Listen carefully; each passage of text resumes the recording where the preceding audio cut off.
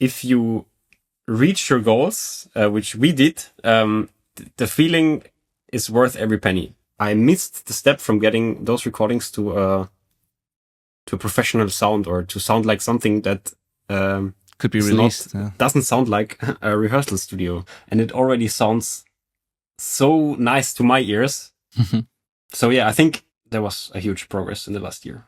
What would you recommend people should do in the beginning? Should they get a small recording setup? Would you do it again the way you did it, basically, or what would you do now?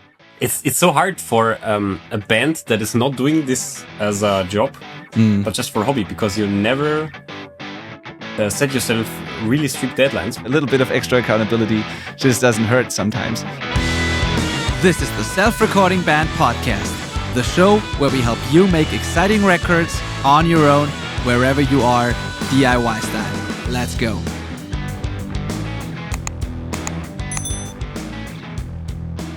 I'm here today with one of our Self-Recording Syndicate members, Markus Kaiser, and his band Arcware, or at least two of them are here with me today, and I'm super excited about this. They are a self-recording band based in Austria who just released their first fully self-produced single this year. I believe it's the first one. I'm not really sure, but I think it's the first one. We're going to talk about that. The single's called Medicine, and I've been really impressed when I first heard this result in this song. It sounds really amazing. You should check it out. The link to this will be in the show notes and the description, of course, of this interview. And since Markus and I first met, which was, I believe, in mid-2024, quite a lot has happened. He has improved his production and mixing skills a lot during our time working together, although I didn't even talk that much to Markus. It was really impressive to see him work on his own a lot and get really exciting sounding results and make a lot of progress. So it's about time to introduce him and the band to you on this podcast. So yeah, my name is Benediktine. I'm the host of this show. If you're already a listener, welcome back. Always good to have you. If you are new to this show, welcome. So glad to have you. This is where we help you make more exciting sounding recordings from your jam spaces and home studios. If that sounds like something you want to do, you're in the right place. And yeah, I'm not here with my friend and co-host Manel today. I'm doing this by myself. But as I said, I'm joined by Markus and his bandmate, which I haven't even asked the name of, which is very rude of me. So welcome to the podcast, you two. Who am I even talking to? Hi, I'm Alex. Hi, Alex. So good to have you. Nice to meet you too. And hello, Markus. Good to see you again. Super excited for you to be on this show. And yeah, thank you for taking the time to do this. So is this correct? This was your first single, right, that you released this year? Yes, it was the first single of the band. Yeah, that's correct. Awesome. For how long has the band existed before that? Way too long. I think I joined in 2020. We had some kind of holiday special ones, but not not a real single. It was more yeah, we'll try something out and see what happens. But I guess it hasn't happened. Around about 3 to 4 years, I would say. Yeah. Okay. So what have you done in that time, in those 3 to 4 years? Was it mainly practicing, playing live shows? What was going on in that time? Well, I think it was a lot of practicing. Actually, it was mostly practicing because the songwriting process at that time was mostly done by myself. And once I had parts that were finished, or I thought they were good enough, I brought them to the band and then we practiced them. But with this process, we took a lot of time until the song was at a level where we could practice it as a whole band. So yeah, it just took time to get songs to a point where we could practice them, and then there was a lot of practice time. Of course, we didn't play any shows at that time. Yeah, which is good. I think that you took the time to really, fine tune the songs and practice a lot. Preparation is everything, but also at some point you gotta, finish them and turn them into something that people can actually listen to, which happened relatively quickly then, which is awesome. So, what does your recording process or setup, or what does it look like? How do you record songs? How do you do that whole thing? What has this looked like before, and what does it look like now, basically? That's a good question. I'm thinking about 2 recording sessions that we did. Actually, most of the time, if I am not recording alone, it's Alex that is spending time with me. Obviously, because it's drums, it takes the most of the time, but he's most interested in this stuff. So when we started, we had no idea really. So we had the gear that we had, and we tried to make the best out of it. So we had enough microphones and stuff to mic up a drum kit, and we just did what we knew then was right. Well, before you continue, sorry to jump in, but just to give us a rundown of the equipment that you mean, like probably a multi-track interface and some mics. Like, is that kind of the setup, or what do you have in terms of equipment? Yeah, I remember I had a Scarlett interface with 8 microphone preamps, and we obviously needed more for a proper drum recording. And some friend recommended a device that was, I think, called Tascam Black something, I don't know, which was basically a cassette player that also had a digital interface via ADAT port, which helped me to connect. Okay, this was actually quite complex. I had a mixing, an analog mixing desk as well. So like a standalone recorder type thing. Exactly, but with I tape, had not a digital one, like no. With tape still. No, just a live mixing board, if you want to say okay. so. All right, it had microphone preamps, but there was no way to get them into my DAW without additional, like converting the signals to a digital signal. So I would grab the inputs from the mixing desk, put them into this Tascam cassette recorder, because there were 8 analog inputs, even though there were no mic preamps inside of that. And from there, I converted it to a digital signal, which ran into the Scarlett interface. Wow. And this way we had actually 16 inputs. So just to recap, like that Tascam cassette thing was like a standalone cassette recorder, one of the old ones with tape in them, but it also had a converter built into it. Yes. I don't know why. All right. Well, that's exciting. So cool.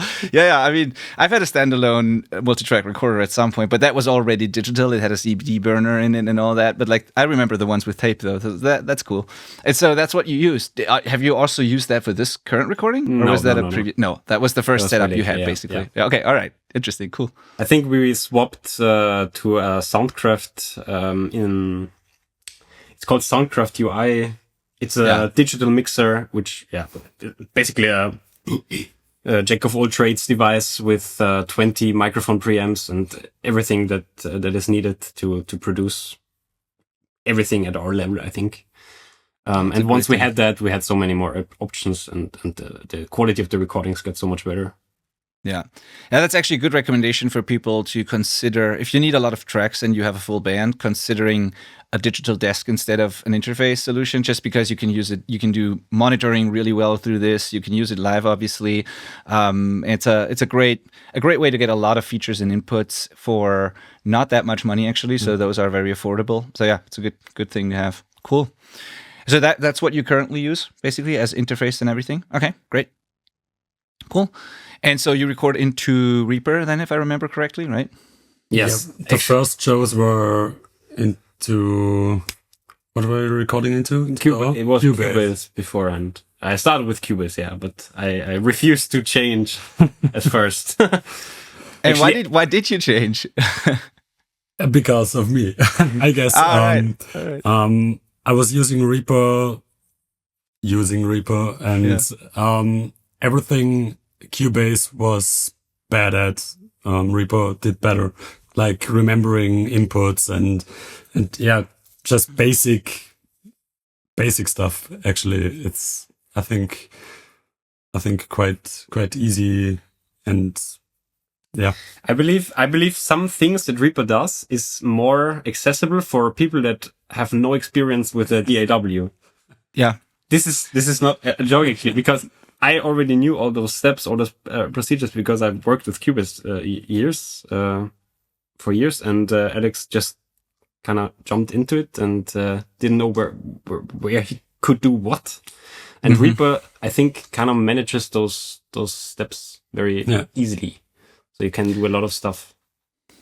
Yeah, I mean, I don't want to get into that debate because every DAW that can do I'm there's no right or wrong. But I personally, I have all the DAWs, and I just can't stand the way Reaper looks. I always feel like I'm working on a Windows 95 computer or something like that. It's like that's just the only thing. And then also, I think there's quite a learning curve to it if you are already used to DAWs, because so many things are just completely different. The way the routing works and a couple of other things that for someone who's experienced in like the standard DAW sort of, it can be quite the learning curve to switch to Reaper.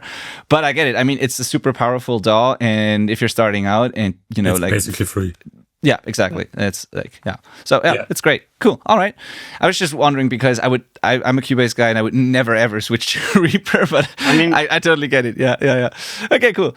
So before we go further into the technical stuff, maybe quickly describe to our listeners the type of music you make. I mean, we will mention it, like I said, in the show notes and everywhere anyways, but maybe how would you describe what you are doing actually? I think you could answer that. Well, and I can. I think we're in that current recording. We're kind of like a radio metalcore kind of band. I think we're moving closer in the next upcoming recordings. We're moving closer to a bit of a proggy element or more complex stuff. I think that the current one is like teasering a bit of proggy stuff, but not in a deeper or complex way. So basically metalcore at its core. I never heard the term radio metalcore, but I think that's actually a pretty good description though. Yeah, it's I mean, it's catchy, it's modern, polished, it's like it's heavy, it's still metalcore, but I think it's a good way to describe it. Okay. So one big difference from what you're making to what a lot of people in this genre do is that you actually track real drums, and a lot of people program their drums in this genre specifically. So and I also get it because drums is the hardest thing to get right and to produce and record and also to play well and all those things. And especially for when it has to sound really polished, it's kind of hard to beat samples, honestly. But you did a great job, blending the two and creating like a real drum recording that has worked on the record. So I wondered, was that part of it something? Let's start before we met. Like when you were doing your thing with the Tascam thing and all that, and you started to experiment with that. I'm assuming that recording drums was probably the most challenging thing, right? And maybe I'm wrong, but like how did you learn how to do that? And like what made you decide to even record real drums instead of just programming them and making it easier for yourself? I mean, I guess I can't really answer the question why I'm doing it. Why I'm doing it.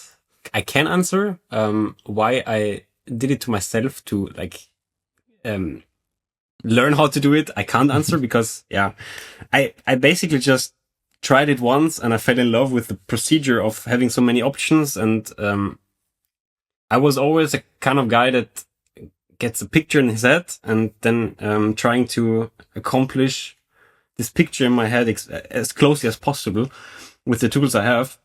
And I just don't get tired until I get what I want in this kind of way. So we just did a lot of trial and error. We bought new microphones. We swapped out different parts of the drum kit, and every time we discovered something new, it was a really cool moment of like a small win for me, because I learned something, and I think it's a process you can never really master, and this is what I really like about it. And I would never program drums fully. Yeah, that's a good answer. I mean, it's interesting because on the one hand, you're saying you're about the result and the sound in your head that you want to bring to life, and the easiest path to that, if you're just results oriented, would be to just program stuff.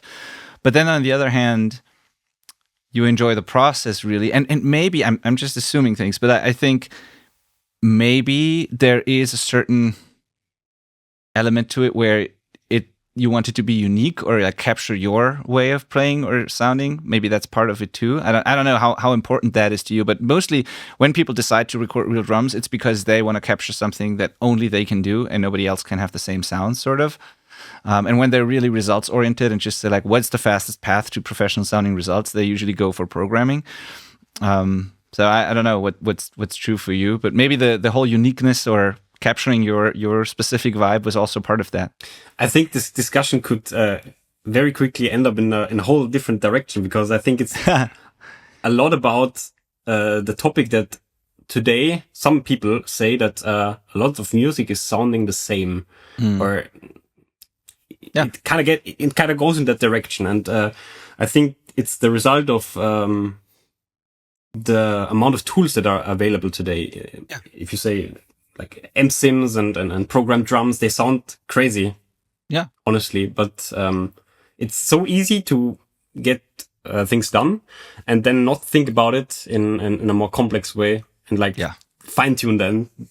So I think this is why I don't want to do it that way, because there's always elements. If I do it myself, there's always elements that will be there that would not be there if I would program the drums, for example. Well, I think at first when I came in, the whole gear system changed completely. I remember the drum set before, it was rattling all around, everything moved, and I think recording like we did wouldn't be possible with the old drum set. It was, as I said, there were screws all around the place, and so I think you have to have a solid base you can record onto, and it's not only the fastest way to go into sampling, but also if I'm a bad recording drummer, it's not possible. Yeah. You know, if I'm Lars Ulrich, I don't know how they do it. I think the gear is one side, but you have to be. I'm sorry, that was a bit. No, it's totally fine. Like I think to Lars Ulrich, something has become a verb. It just means don't do it properly, right? So no, totally fine. It just the performance has to be on the point, and it's I think the most important stuff, other than a non-rattling drum set. Yeah, maybe. Yeah, totally. Yeah, no, absolutely. That's why I ask these questions, because it's super hard to do it right, and you did it right, and so I was just interested in the why, and then also the how, because obviously you have to practice a lot. You have to get the playing right, like you say. Like even if the drum set is good and you just don't play well, it just doesn't work. The drum set has to be good, the setup, the skins, all of that. So it requires that kind of mindset that you said, Markus, where you really have to want to improve all these things, mess around with all these things, all these options you have. If you do that and you put in the work, then it's fantastic and it's going to be unique and still sound great. But if you half-ass it and don't do it, there's so many variables that can go wrong. So you got to really enjoy the process, I think. So yeah, it's great. The result speaks for itself. So, but you said, now, we talked a lot about all the things you need to do right, which you did. But you also said in the beginning that you first had no idea what you were doing, really. Which I mean, at some point, sure. But when we met, I don't fully agree with that. Like, you were already not starting at zero. You obviously had, like, a certain knowledge base already. But what were the things you were struggling with, like a year ago, maybe 2 years ago? Was there specific things that were particularly difficult to do in the whole process? You mean still regarding drum recording? Or in general recording, but it doesn't have to be drums. I was just assuming that drums was probably one of the hardest things, but like overall.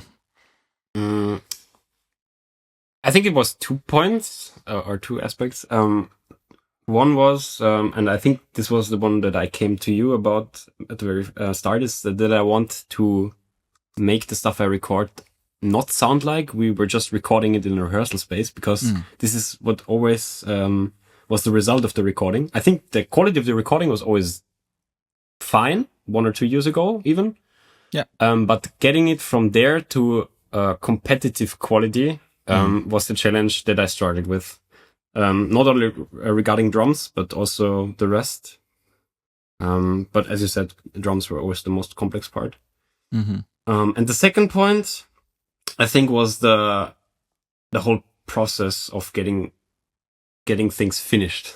Yeah. Because it's always so easy if you're inspired to start a big session and record like 24 tracks of drum kit and stuff. But then comes the editing, for example, and this is where things can take a lot of time to get them to a point where you're happy with. Well, I guess the first recording of the drums were done like 2023. Yeah. Something like that. Mm-hmm. And yeah, that's a extremely time consuming stage. Yeah. If you're doing it yourself. Yeah. But still, I think we redid the tracking of the drums, right? With Medicine, yeah. Actually, we retracked some of the stuff. Okay. This is sometimes I'm just not happy, and then he's like, he did his performance, and 2 years later I'm coming. We have to change Tuesday. the I have to re-record the drums. I'm not happy with the result. That happened before. Yeah. Yeah, I mean, I get it, but yeah, you finished it eventually, so that's great.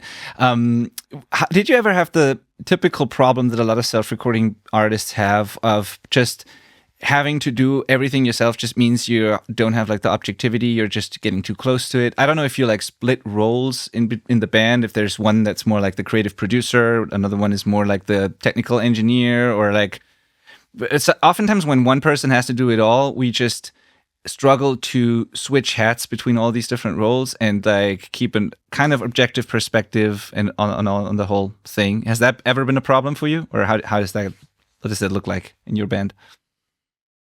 Today, I can share a little bit of that responsibilities with Alex, but I think 2 years ago it was mostly me regarding all of the stuff, which I enjoyed to a certain part. But once I increased my expectations of the quality that I wanted, it got a lot of, like, it brought a lot of time with it.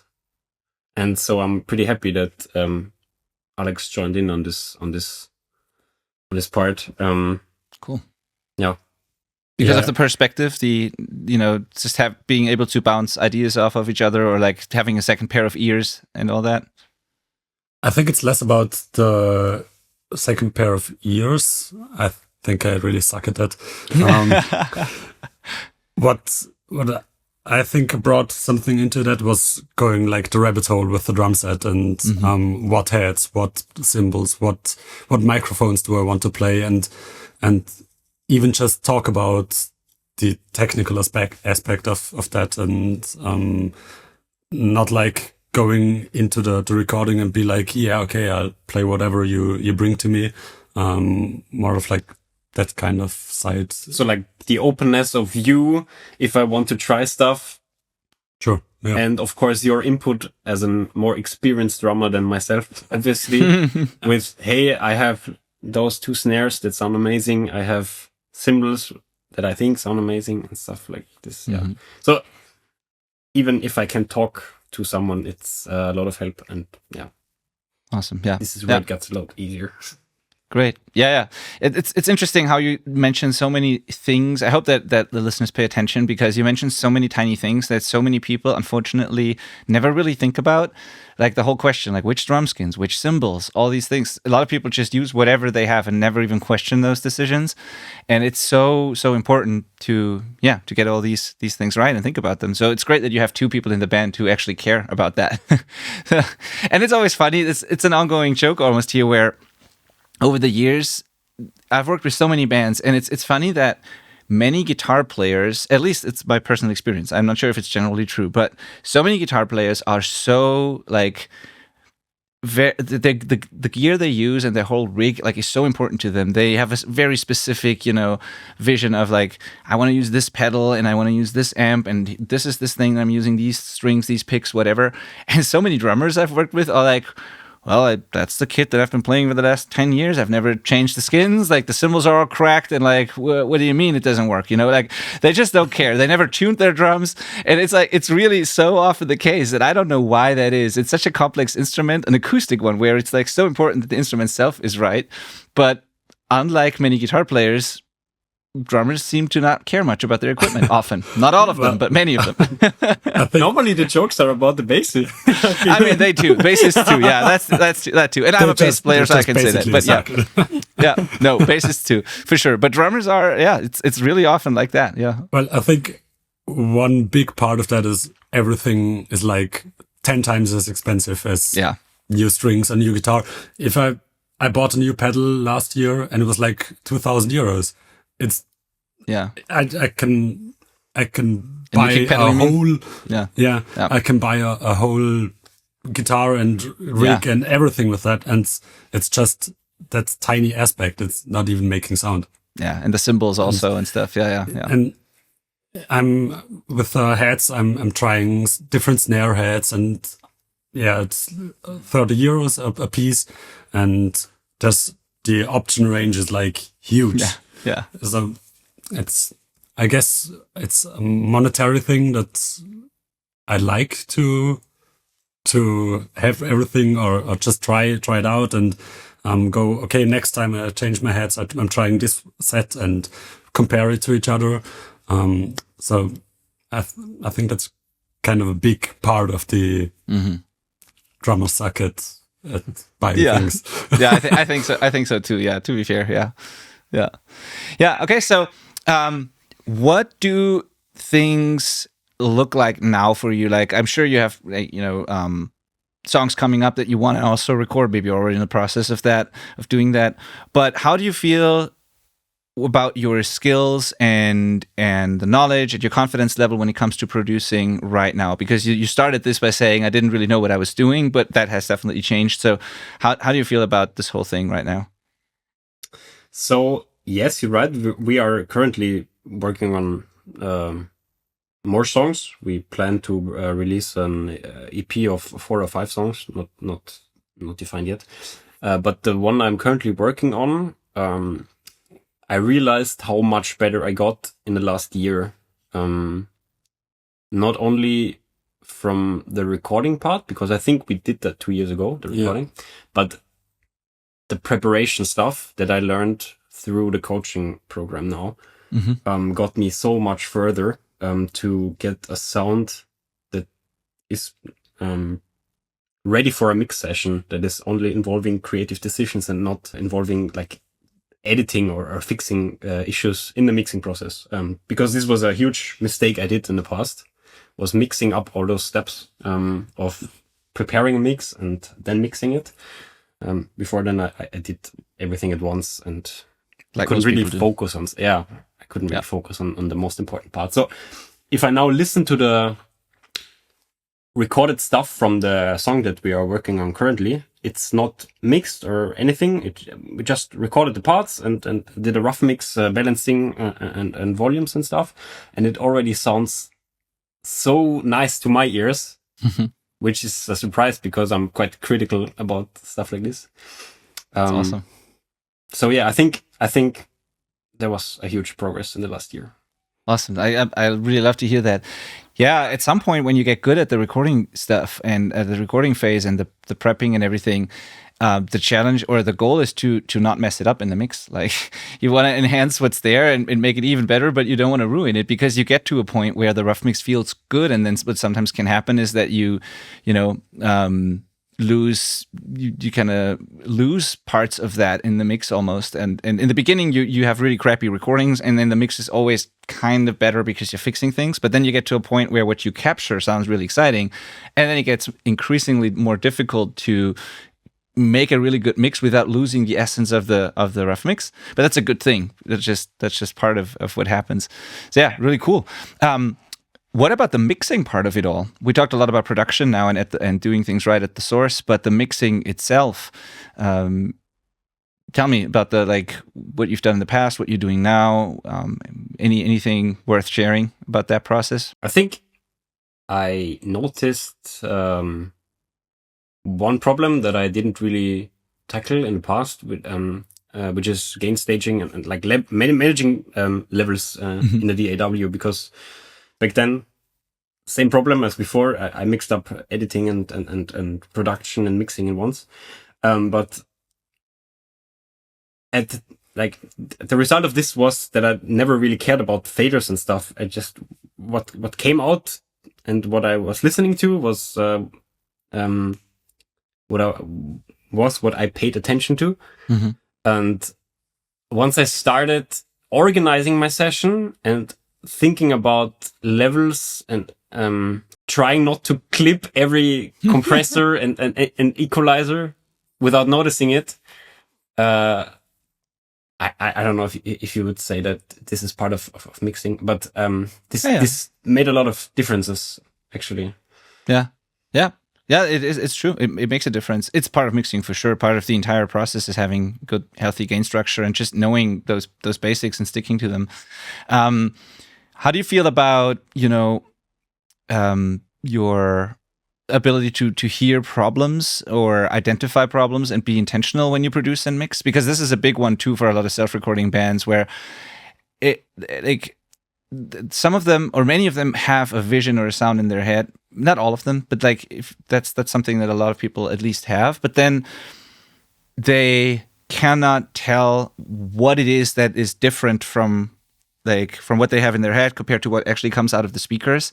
And they're like doing a lot of try and error, and it becomes they hear that it's not what they want, but they absolutely don't know what it is that's missing. So what did you do to develop that, and how do you feel about this? Do you feel like you're good at this, or is this still a struggle? I feel like I am quite good at this, because when you first asked me what my skill set is that I'm coming into the coaching program, I answered that I am a very detailed listener when I listen to music. I'm not just listen to the song as a whole. I always listen to small details. If it's like small effects that are panned at, I don't know, 56% at the right, or small reverb effects, layers of vocals. I listen to this kind of stuff and not the lyrics, for example. And this is what trains my brain to reproduce those in my sessions. And I think this helps when I hear stuff to decide if I like it or if I don't like it. And then helps me furthermore to tackle those problems. Yeah, you had a very good ability to do that from the beginning, I remember. And also what stood out to me about you, it was that when I gave you feedback, you immediately knew what I was talking about. And when the new version came back, you just nailed it. Like, it was very clear. You have a really good understanding of those things. And so, yeah, that was always like kind of fascinating to me. As I said in the beginning, you didn't take up a lot of, one-on-one time or whatever. You worked on your own, and you watched like the playbooks or the tutorials we have. You got the feedback and all of that, but you were able to just implement a lot of that on your own, and which is really impressive, because it's not true for everybody. So there must be some sort of, first of all, you must be an organized person and like a driven and ambitious person with like clear goals, and you're just somebody who does things and implements them, which is great.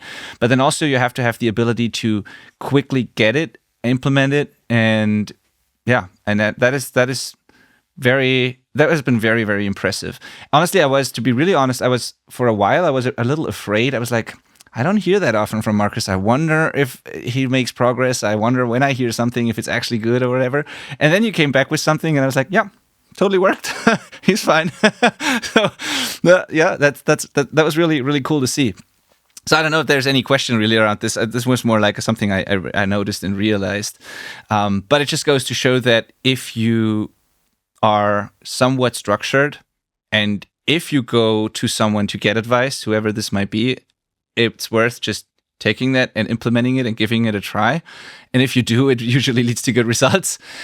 So this is what happened here. And yeah, I'm really, really excited about this.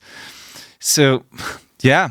Now, you said you were already working on the next couple songs. What are the plans for this year? What are you going to be releasing, or next year or whenever? Like, what are the plans for the band? New songs, shows, whatever's coming up? Well, we've had our first show in March, and it was clear that after this phase, there needs to be more of production phase, or even I think now it's parallel the production phase of 2, 3, 4 more songs, and the new songwriting for the next album that's gonna come. But I think we have a bit of a different timeline approach in our band. We would like to throw it out this year. I think our guitarists don't. Well, Markus recorded the stuff for the guitarist, right? Uh-huh. And yeah, it's I don't know what's the current stage. Yeah, we plan to release more songs. That's correct. It's so hard for a band that is not doing this as a job, but just for hobby, because you never set yourself really strict deadlines. Yeah. I mean, you can, but nobody punishes you for it if you miss them. Yeah. Also, we are a group of friends. We know each other for years, so I guess in terms of getting things finished, this is not really helping, if you want to say so. Yeah.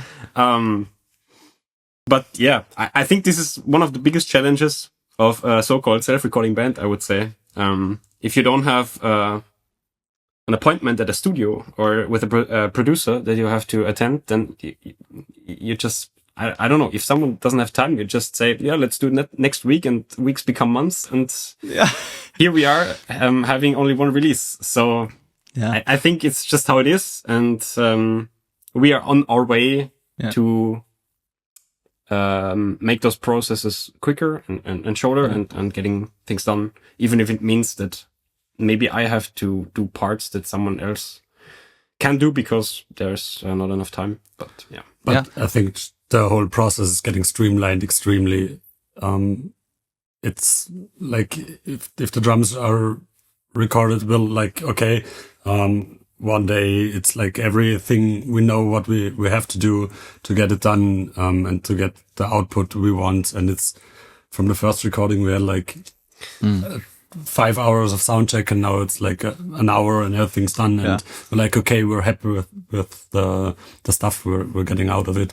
And it's a big part of it, just that you can get things done in a third of the time. Yeah. There's two thoughts I have on this. So the first one is, I mean, if it doesn't really bother you that it takes longer and you're just happy with the results, I don't think that's a really bad thing, you know? Like, of course, it would be nice to have things faster and all that, but on the other hand, like, no one's gonna die. There's no real deadline, and if you, hopefully, no one's gonna die before the songs are out. You know, you never know. But like, no, but nothing's terrible is gonna happen if it takes longer, and I think it's fascinating and super interesting, and also good that we bring it up in this conversation, that a lot of people who do this as a hobby and who record themselves, they often feel like it's not worth putting any effort into this anyways, because we never release anything, we don't do a lot. But I mean, to me, at least, as being a musician myself, and the bands I was in, we were never like successful bands that I made a living out of. It's always been the studio and that kind of stuff. We were touring and we were super active. That's right. But it was still a hobby. And to me, it was like, just for myself, just having something that I'm proud of, that I can do and share with the world, or even just for myself, that alone is worth it. And even if it takes forever, if you get a couple of really good songs out of it over the years, I think that's kind of worth it. And it's not just about the success of the band or making this a career. It's about doing it for yourself because you love it. And not just even the result, loving the process is part of it too. It's like, it's fun to do this with your friends and to hang out in the studio. And it's not just the end result. It's just doing the whole thing that's part of the fun for me. And you're a super great example of that. Like, you don't seem stressed out because of the fact it takes longer. You still seem to have fun, right? Well, but what I'm struggling a bit with is, we're moving along the musicians phase, I guess.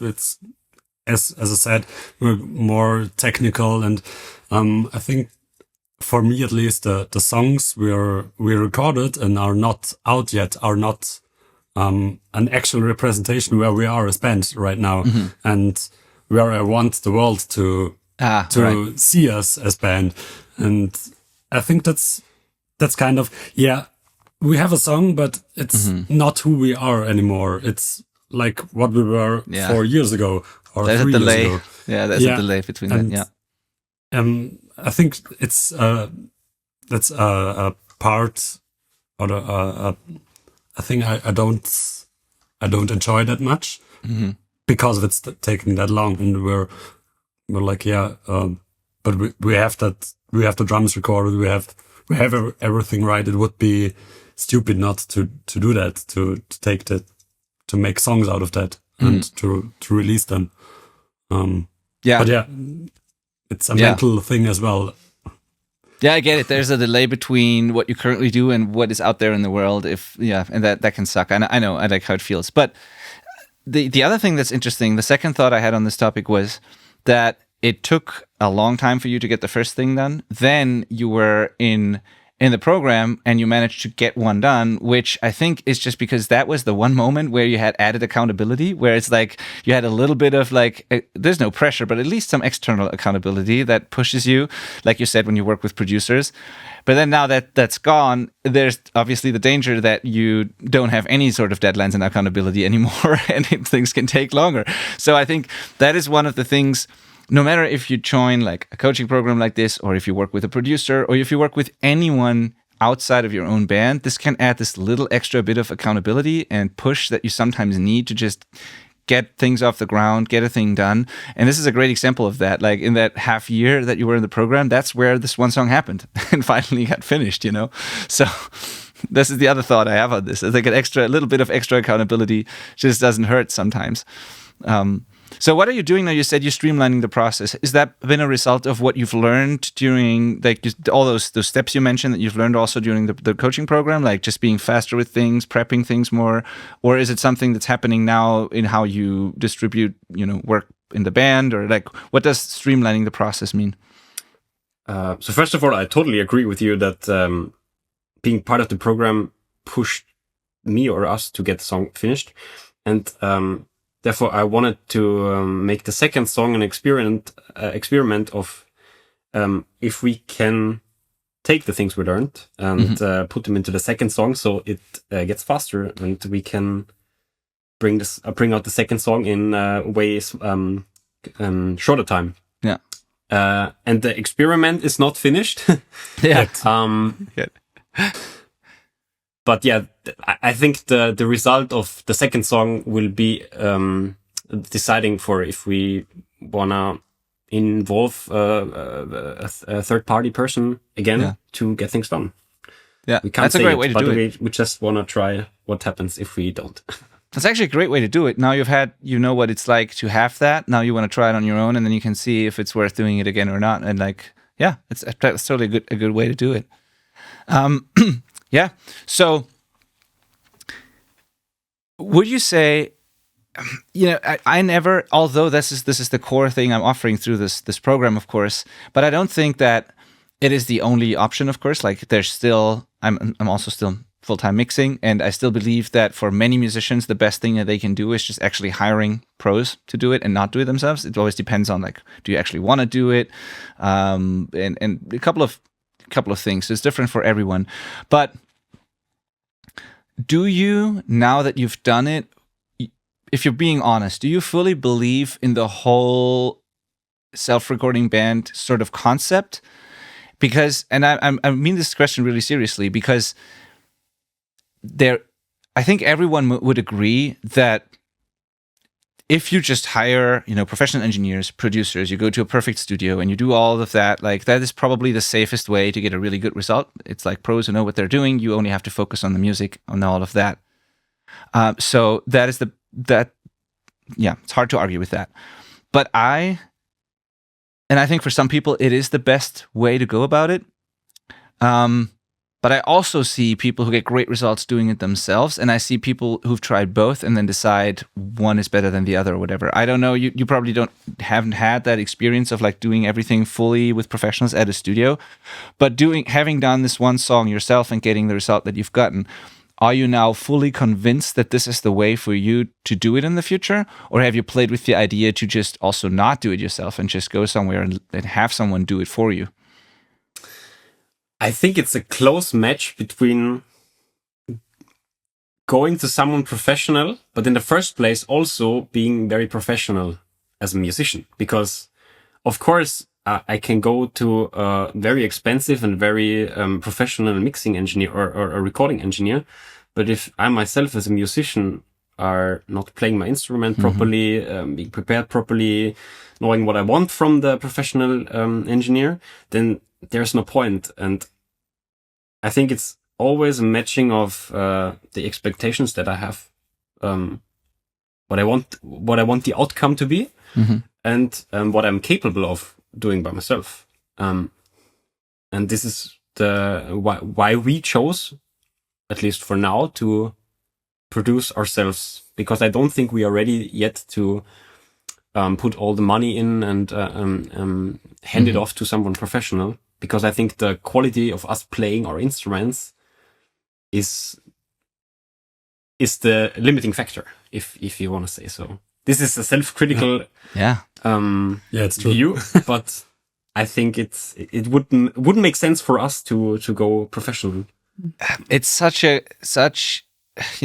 it's so good to hear this kind of self-awareness, honestly, especially these days, because if you check out the song that I've mentioned a couple of times now on the show, I think that the majority would be like, this sounds really professional, also in terms of playing. And so many people are way worse as musicians, like compared to what you do, but they completely overestimate their abilities. And then it happens what you just said, like they will go to studios or they will do whatever to try and make it as a band, or I don't know, but never realize that they are the limiting factor, like they're playing and it's not about the tech at all. So it's very, very good to hear someone with that realistic kind of self-awareness perspective. And it's also it's almost the other extreme in your case, I gotta say, because I think you could absolutely make a great record at a studio with how good you are at the moment. But yeah, it doesn't hurt, of course, to be... Yeah, that's absolutely true. We've heard it from a professional. Yeah. Yeah. No, but it's absolutely good to be like humble and all of that. But you are definitely, I think, underestimating what you can do, whereas most people are completely overestimating what they can do. And so, but that's a healthy perspective. And also, what I think is cool about what you just said is that I think for many people, even if you end up choosing the studio route and you go to a studio and you decide, I just want to be a musician, I think it's still very valuable to just go through this process once and learn to record yourself, at least at a basic level. Because if you do proper pre-production yourself, you finally hear clearly what you're actually doing as musicians. Like this alone helps a lot. And like you said, you'll be so much better prepared for an actual recording process when you've done that yourself first, that even if you end up deciding that it's not the way you want to do it, it is still going to be super valuable. And I think these days where gear is relatively affordable and all that, it's just there's not many reasons to not learn to record, at least at a basic level, for most artists. I think it's only beneficial for most people. Yeah, I totally agree. Yeah. Has that ever changed, like your thought on potentially working with other bands as a producer or engineer? And using the skills you have, are you developing now to work with others on their music? I don't think we have. I don't think I know enough people doing that. Or I think I know one person, but I don't think the style would match, or maybe the personalities wouldn't match. I don't know. I think this is actually a factor. Yeah, both. The personality. If I want to hand off my personal or creative work to someone, I wanna match personality-wise with that person. Yeah. No, but I mean, you producing for others, basically, or mixing. Yeah. You mean if I have thought about doing that? Yeah. And if that has changed, or like if you, I have thought about that, yes. Not on a level where I would say I approach other people, but if someone comes to me and asks me if I want to get involved in some projects, I would be down. Yeah. I think it would be a cool challenge to think outside of our own projects, and I guess enhance the learning process this way. Yeah, totally. Because the thing is, I don't think that everybody is ready. Like, not every self-recording artist is ready to do that, but you are. And I think what a nice thing that can happen is when you can grow together. And this has happened in my past, in my career as well, when I started out, where sometimes a band is at a level where they are not really ready for like the big studio project yet, but they're good enough to be recorded. And you are maybe not at a professional level yet where you can like do it fully as your job, but you also need projects to grow and want to learn. And then if you can grow together, that can be a really beautiful thing. And I've done that with a couple of bands over the years. Some of them are still like clients to this day, like 15 years later, where we really grew together and where we had some more or less crappy recordings in the beginning and then eventually had really nice, great records that we've done together. And so I think it's beneficial for both sides. You got to be at a certain level because even a little bit of money or whatever is still too much if the result is crappy. So it's got to be good, but you are at that level. So that's why I was just asking, and that could be an interesting thing for you to help other bands too, because you're definitely better than what most bands could do themselves, and you might be more accessible than some other studios for those bands, and it's a nice, beautiful combination that I've seen work a lot of times. And even in our program, we have a couple of people who took their hobby to their side hustle or even their full-time job through what they learn in the program. So I know that it can work if it's something you want to do. Like, not everybody even wants to do that, but yeah. No. We could set each other deadlines. That's really big benefit. Yeah, that helps. Great. So, what do you say to someone like if they're in your, someone who's where you were a couple of years ago? They start to record, they formed a band, whatever. What would you recommend people should do in the beginning? Should they get a small like recording setup? Should they, how should they learn? Should they go to a studio pretty quickly? Like, what would you do it again the way you did it basically, or what would you do now? I think I would tell them to go to a self-recording syndicate and ask for anything for help. In the first place. I mean, if that is your honest answer, I'll take it. Like, that's obviously awesome. But now really, but like, what do you do? What do you recommend? That's a great question. At first, record yourself practicing. I think that's one of the most important things. If you think you sound amazing and you record yourself once, you're like, okay, it's a real. I've got to practice way more and then go to a studio maybe. But yeah, that's actually true. So okay. if it's listenable, if you record yourself and from the musical point of view, I think try it at first on your own. Record yourself while practicing, and you realize how time consuming it can be, and how much time you have, and how much time you want to invest. And I think it becomes quite clear if just one guy who wants to go down the rabbit hole, do it yourself. But if you're not that kind of guy, and I couldn't. I'm quite happy he's doing the workload, and I'm just sprinkling maybe a bit on top. But so I think the shorthand answer is I would recommend everyone to just start, get the bare minimum of equipment, even if it's an old Tascam device, to get more inputs. Yeah, and just try to get the best out of it on a technical level and also on a musical level. And once you are stuck, then don't hesitate to get help from someone professional, because that just helps remove any blockage. Yeah. What made you take that plunge and joining the program? Actually, what was the factor that made you decide I'm going to get help now and not try my own again? Exactly the point that I mentioned earlier. I was happy with the quality that the recordings turned out, but I missed the step from getting those recordings to a professional sound, or to sound like something that could be released. Doesn't sound like a rehearsal studio recording. That's it. Got it. Yeah. Okay. So that's what you would tell someone who's on the fence about whether or not to get help is like, if you feel stuck and you hit this plateau and you can't, before you try forever, because it's really, to be honest, it's really, really, really hard to do it without any external help. There's a reason for why this is a job, and some people make a living out of this and have been doing it for decades. So, I mean, I guess that's the kind of advice. If you're happy with what you're doing, keep doing what you're doing. But if you feel like you're stuck and you need help, don't hesitate to actually get help. That makes sense. Okay, cool. All right, now since you've released the song, have you? I mean, you weren't that really active and all that, and we talked about it. You were active behind the scenes, but you were not like doing a lot of like playing shows or whatever. But I assume you have showed the song to a bunch of people. What was the feedback like? What did other people who haven't heard it before, what did they say about it? It matters most that you are happy, but still, did you get any feedback? Yeah, I did. My mom hates it.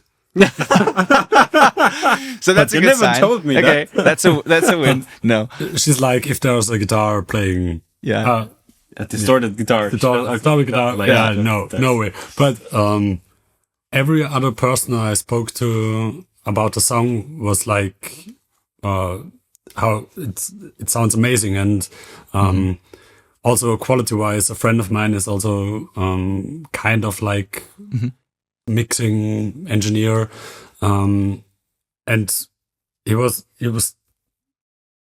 I think a little bit surprised how well it turned out for us as a hobby band, not going to a studio. And I think that was awesome. A kind of response at least I got from most of the people. Mm-hmm. Yeah, I think most of the people said, wow, it sounds very professional. Yeah, and that's great.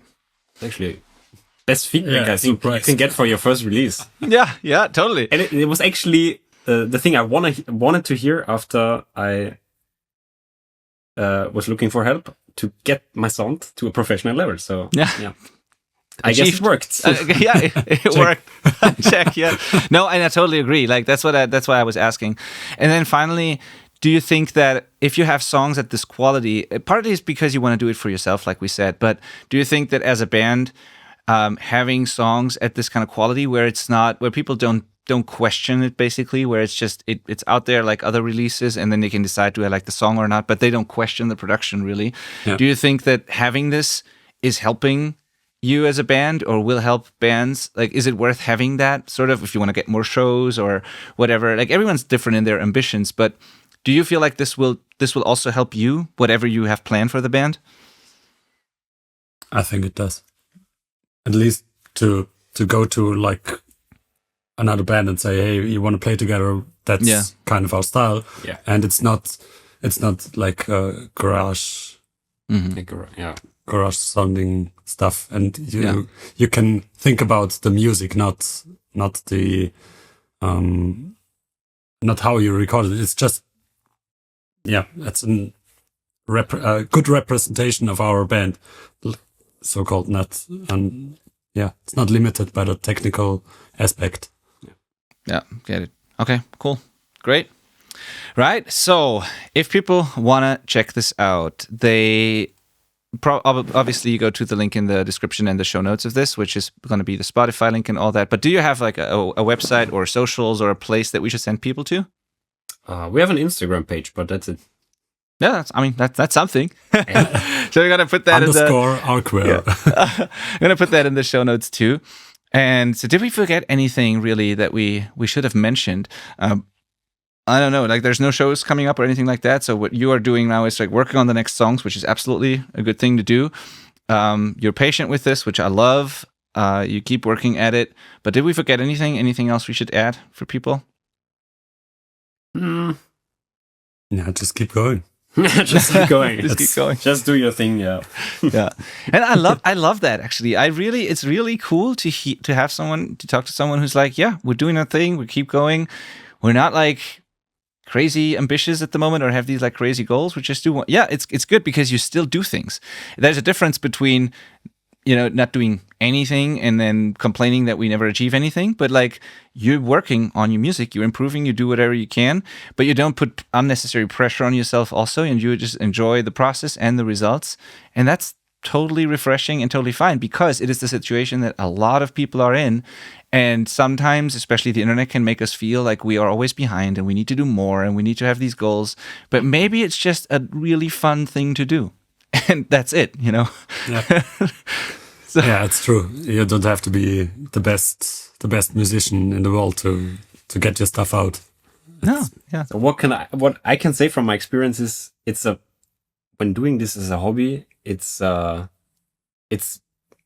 very expensive hobby, like making music and of course recording music. But if you reach your goals, which we did, the feeling is worth every penny. If you achieve what you wanted to achieve, and even if it's just releasing a song without any, I don't know, big responses or big gigs that turn out of it, but if it's the goal you set yourself and you reach it and you're happy with it, it's worth every penny. That's my or my how do you say? Yeah, Outro. my outro. Or Period. Nope, absolutely. I love that. Period. There's nothing to add to this. So yeah, people check out the song. It's called Medicine by the band Arcware. I think you're gonna enjoy it, and I think you're gonna be pretty blown away by the quality, especially considering it's a first release, fully self-produced. Like, yeah, just give it a shot, and check it out. And then if you, I don't know if that resonated with you, what Markus and Alex have been saying here, and if you think about collaborating or whatever, if you like the sound of the song, obviously, then don't hesitate to reach out. I'll connect you with Markus, and we'll see where this goes. Yeah, thank you for taking the time to do this. I think this was very interesting, valuable, and refreshing for people to hear. Also encouraging. Also sharing the beginnings of your story and, how you made it work with like minimal equipment and all of that, and the whole journey. Like, that was really, really, really cool to hear. And I hope that a lot of people will check out the song and also like it. So great. thanks for having us. Thank you so much. All right. And also thank you for listening, everybody. See you next week.